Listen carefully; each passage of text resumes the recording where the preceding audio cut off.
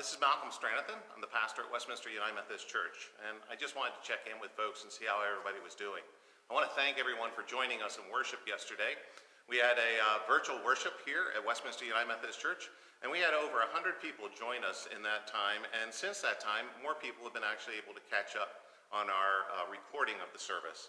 So thank you very much for working with us as we try to honor the decision to restrict the gatherings here at the church. I will say that this morning we had a wonderful time in serving our community.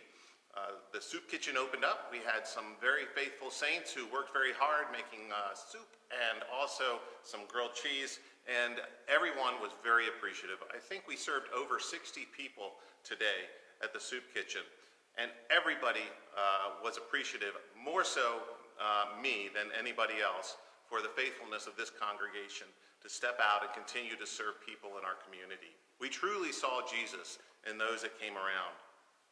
This morning, I was overhearing a conversation between two folks, and it was kind of interesting because each one was talking about all of the worries that were going on in our community, and even with some of the news that's coming about the coronavirus and the CDC telling us we now have to restrict sizes of gatherings. And that may impact some of the things that are going on. But it was interesting as the conversation went on because it just seemed to spiral more and more. And I just kept overhearing the conversation continue, and I thought, this really isn't all that good. And so what I wanted to do is, first of all, talk a little bit about what Jesus says in his Sermon on the Mount.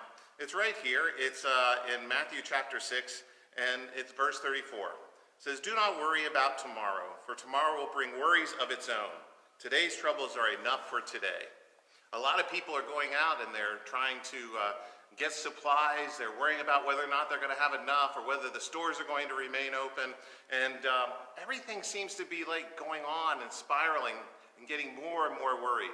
My encouragement is that, there's enough worries for one day. We can't be worrying about what's going to happen tomorrow or even in 8 weeks at this point in time.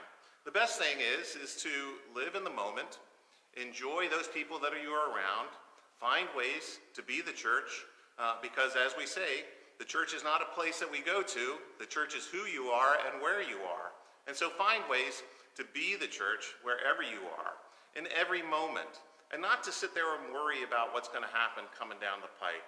Most of all, I would just hope that you'll find ways to serve those people that you're closest to. Make contact. Give somebody a call who you know is alone. Let them know you're thinking about them.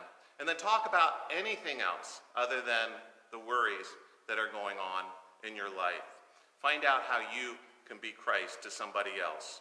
Because we all know that Jesus encourages us to love him and to love others. And so until we meet again in an afternoon coming up, I wish you God bless and hope to see you soon.